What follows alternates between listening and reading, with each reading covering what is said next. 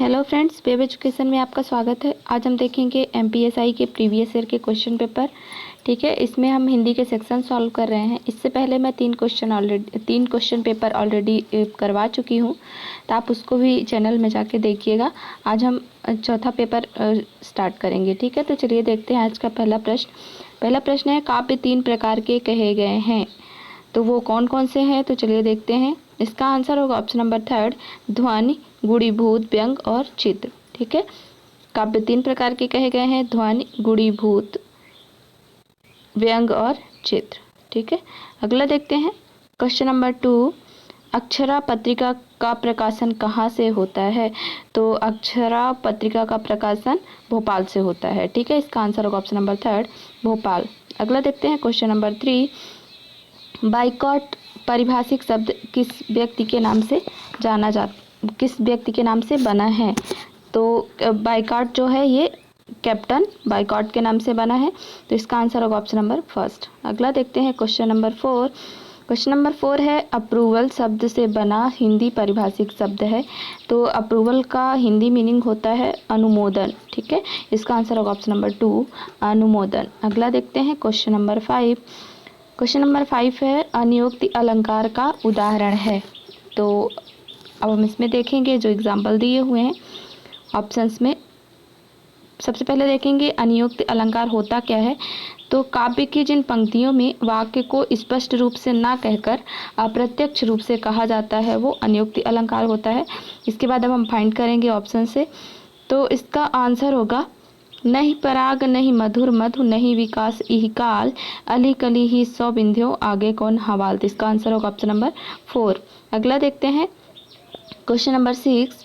Question number 6 है, अपेक्षा का विलोम शब्द बताइए, तो अपेक्षा का विलोम शब्द होता है उपेक्षा। ठीक है, इसका आंसर होगा ऑप्शन नंबर 1, उपेक्षा। अगला देखते हैं क्वेश्चन नंबर 7। क्वेश्चन नंबर 7 है, कनक कनक ते 100 गुनी मादकता अधिकाय यह खाए बौराए जग व पाए बौराए। ठीक है, उपरोक्त कथन में कौन सा अलंकार है, तो हमें अलंकार फाइंड करना है कि कौन सा अलंकार है, तो इसका आंसर होगा ऑप्शन नंबर 1, यमक अलंकार। ठीक, यमक अलंकार वो होता है जिसमें जिस काव्य की पंक्तियों में पुनरावृत्ति होती है शब्द की और उसके अर्थ अलग अलग होते हैं, शब्द के अर्थ अलग अलग होते हैं। एक शब्द का अर्थ यहाँ पे सोना है और एक शब्द का अर्थ है कनक का, धतूरा, कनक कनक। ठीक है, अगला देखते हैं क्वेश्चन नंबर 8। अमेरिका और उत्तरी कोरिया में परस्पर प्रतिस्पर्धा और द्वेष की आग भड़क रही है, देखें डैश डैश डैश है, उपरोक्त वाक्य में सही मुहावरे का प्रयोग करें। ठीक है, ये मुहावरे के रूप में है, तो इसमें हम मुहावरे का प्रयोग करेंगे, तो इसका जो आंसर होगा वो होगा ऊंट किस करवट बैठता है। ठीक है, अमेरिका और उत्तरी कोरिया में परस्पर प्रतिस्पर्धा और द्वेष की आग भड़क रही है, देखें ऊंट किस करवट बैठता है, तो इसका आंसर होगा ऑप्शन नंबर 4। अगला देखते हैं क्वेश्चन नंबर 9। क्वेश्चन नंबर 9 है, इनमें से हास्य रस का उदाहरण कौन सा है, तो अभी हम फाइंड करेंगे रस। ठीक है, कि हास्य रस कौन सा है, 4 ऑप्शन दिए हुए हैं। पहले हम देखते हैं पहला ऑप्शन, तो सदा रहित पावस ऋतु हम पर जबते श्याम सिधारे, तो इसमें कहीं से नहीं लग रहा है कि हास्य रस है। दूसरा है वीर तुम बढ़े चलो धीर तुम बढ़े चलो, ये भी हास्य रस नहीं है, ये वीर रस है। तीसरा है तंबूरा ले मंच पर बैठे प्रेम प्रताप, साज मिले 15 मिनट घंटा भर अलाप राग में मारा गोता, धीरे धीरे खिसक चुके थे सारे श्रोता। तो इसको पढ़ने के बाद हमें हंसी आ रही है, तो इसका आंसर होगा ऑप्शन नंबर 3। इसका उदाहरण जो है ये हास्य रस का होगा। ठीक है, अगला देखते हैं क्वेश्चन नंबर 10 क्वेश्चन नंबर 10 है, रस के अवयव हैं, तो रस के अवयव कौन से हैं, यानी कि रस के अंग, तो इसका आंसर होगा ऑप्शन नंबर 1। ठीक है, अस्थाई भाव, विभाव, अनुभाव और संचारी भाव, ये रस के अंग होते हैं, रस के अवयव हैं। ठीक है, अगला देखते हैं क्वेश्चन नंबर 11। क्वेश्चन नंबर 11 है, आलंबन विभाव। ठीक है, आलंबन विभाव क्या होता है, इसका परिभाषा दी हुई है, तो आलंबन विभाव वो होता है जिसका सहारा या आलंबन पाकर अस्थाई भाव जागृत होता है, उसे आलंबन विभाव कहते हैं। ठीक है, तो इसका आंसर होगा जिसका सहारा या आलम्बन पाकर अस्थायी भाव जागृत होता है उसे आलम्बन विभाव कहते हैं। Option number 4। ठीक है, अगला देखते हैं क्वेश्चन नंबर 12। क्वेश्चन नंबर 12 है इंद्र का हाथी। इंद्र का हाथी किसे कहते हैं? तो इंद्र का हाथी ऐरावत। ठीक है, ऑप्शन नंबर 4 इसका आंसर होगा। अगला देखते हैं क्वेश्चन नंबर 13। क्वेश्चन नंबर 13 है रस का नाम बताइए। तो हमें रस फाइंड करना है, तो एक बार वाक्य को पढ़ लेते हैं। मन रे तन कागत का पुतला, लागे बूंद बिनस जाए छिन में, गर्भ करे क्या इतना। ठीक है, तो इसमें कहीं से वात्यसल रस नहीं लग रहा है, अद्भुत रस भी नहीं लग रहा है, भयानक रस भी नहीं लग रहा है, तो इसका आंसर होगा ऑप्शन नंबर 2 शांत रस। ठीक है, ये शांत रस का उदाहरण है। अगला देखते हैं समास के भेद हैं। क्वेश्चन नंबर 14 है समास के भेद हैं। तो इसमें जो है ऑप्शंस में तीन समास के नाम लिखे हुए हैं, जिसमें से एक कोई और समास है जो समास का भेद नहीं है, तो हमें फाइंड करना है। तो इसका आंसर होगा ऑप्शन नंबर 2 कर्मधारय समास, द्विग समास और तत्पुरुष समास, ये सभी समास के भेद हैं। ठीक है, ऑप्शन नंबर 2 इसका आंसर होगा। अगला देखते हैं क्वेश्चन नंबर 15। क्वेश्चन नंबर 15 है बहु और बहु का अर्थ है। तो बहु का मीनिंग होता है बहुत यानी कि अत्यधिक, और बहु का अर्थ होता है पुत्र वधू। ठीक है, इसका आंसर होगा ऑप्शन नंबर 4 अत्यधिक और पुत्र वधू। नेक्स्ट देखते हैं क्वेश्चन नंबर 16। क्वेश्चन नंबर 16 है संक्षेपण में खाली स्थान का प्रवाह एक आवश्यक गुण है। ठीक है, तो इसका आंसर होगा भाव और भाषा। ऑप्शन नंबर 4 भाव और भाषा। संक्षेपण में भाव और भाषा का प्रवाह एक आवश्यक गुण है। ठीक है, अगला देखते हैं क्वेश्चन नंबर 17। क्वेश्चन नंबर 17 है संक्षेपण के गुण है।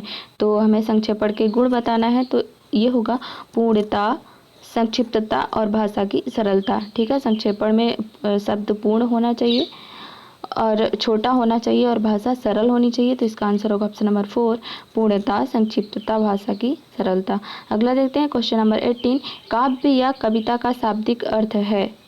ठीक, काव्य या कविता का शाब्दिक अर्थ है, तो इसका आंसर होगा काव्यात्मक रचना या कवि की कृति जो छंदों की श्रृंखलाओं में विधिवत बांधी जाती है। ठीक है, काव्यात्मक रचना या कवि की कृति जो छंदों की श्रृंखलाओं में विधिवत बांधी जाती है। ऑप्शन नंबर 1 इसका आंसर होगा। अगला देखते हैं क्वेश्चन नंबर 19 अवधि। अवधि का अर्थ है, तो जो अवधि है वो एक भाषा है और अवधि यानी होता है समय सीमा। ठीक है, तो इसका आंसर होगा ऑप्शन नंबर 1 अवधि, भाषा और समय सीमा। अगला देखते हैं क्वेश्चन नंबर 20। क्वेश्चन नंबर 20 है कलगी तुर्रा किस क्षेत्र का लोकप्रिय गीत है। ठीक, कलगी तुर्रा किस क्षेत्र का लोकप्रिय गीत है, तो इसका आंसर होगा ऑप्शन नंबर 4 मंडला, मालवा, बुंदेलखंड और निमाड़ क्षेत्रों के ये लोकप्रिय गीत है। ठीक है, अगला देखते हैं क्वेश्चन नंबर 21। क्वेश्चन नंबर 21 है आहा जिंदगी क्या है।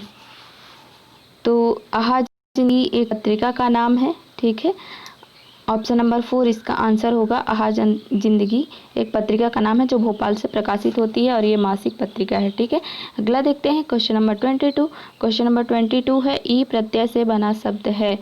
तो इसमें हम फाइंड करेंगे कि कौन से शब्द में ई प्रत्यय लगा हुआ है, तो इसका आंसर होगा ऑप्शन नंबर 1 पहाड़ी। ठीक है, पहाड़ी प्रत्यय होता क्या है, तो जो किसी शब्द के अंत में जुड़कर उस शब्द के भिन्न अर्थ को प्रकट करता है, या फिर हम दूसरे शब्दों में कहें तो शब्दों के बाद जो अक्षर या अक्षर समूह लगाया जाता है उसे हम प्रत्यय कहते हैं। ठीक है, इसका आंसर होगा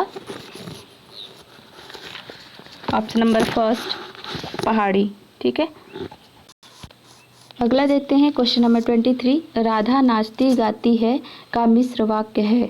ठीक है, इसको हमें मिश्र वाक्य में चेंज करना है, तो ये इसका मिश्र वाक्य होगा जो नाचती गाती है वह राधा है। तो इसका आंसर होगा ऑप्शन नंबर 4 जो नाचती गाती है वह राधा है। ठीक है, अगला देखते हैं क्वेश्चन नंबर 24। क्वेश्चन नंबर 24 है पढ़ते हैं हम इसको। नित्य नव लीला ललित ठान गोलोक अजीर में रमत राधिका संग रास रस रंग रुचिर में। ठीक है, इसमें प्रयुक्त छंद का नाम बताएं, तो हमें छंद का नाम बताना है, तो इसका आंसर होगा वो होगा रोला छंद।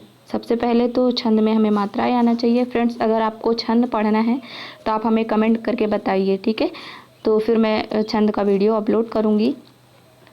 इसका आंसर होगा ऑप्शन नंबर 4 रोला छंद। रोला छंद होता क्या है? तो रोला छंद वो होता है जिसमें प्रत्येक चरण में 24 मात्राएं होती हैं और विषम चरणों में 11-11 और सम चरणों में 13-13 मात्राएं होती हैं। ठीक है, और प्रत्येक चरण में 24 मात्राएं होती हैं। तो इसका आंसर होगा यहाँ पर अभी ऑप्शन नंबर 4 रोला छंद। अगला देखते हैं क्वेश्चन नंबर 25। क्वेश्चन नंबर 25 है, एक गाय, 2 घोड़े और 1 बकरी मैदान में चर रहे हैं। इस वाक्य का शुद्ध रूप लिखें। तो ये पढ़ने में ऐसा लग रहा है कि शुद्ध वाक्य है, लेकिन शुद्ध वाक्य नहीं है, इसको हमें फाइंड करना पड़ेगा। तो इसका आंसर होगा ऑप्शन नंबर 3 एक गाय, 2 घोड़े और 1 बकरी मैदान में चर रही हैं। जो लास्ट का होता है शब्द या व्यक्ति या वस्तु, उसी के आधार पर हम लास्ट में लगाते हैं। ठीक है, तो इसका आंसर होगा ऑप्शन नंबर 3 एक गाय, 2 घोड़े और 1 बकरी मैदान में चर रही हैं। ठीक है फ्रेंड्स, इसमें हमने 25 क्वेश्चन कवर कर लिए हैं। 25 क्वेश्चन मैं नेक्स्ट वीडियो में पार्ट 2 में बनाऊंगी। ठीक है, अब हम पढ़ेंगे। अगर आपको वीडियो पसंद आया तो वीडियो को लाइक कीजिए, चैनल को सब्सक्राइब कीजिए अगर आप चैनल पे नए हैं, और बेल आइकन को प्रेस करना ना भूलें। वीडियो देखने के लिए धन्यवाद।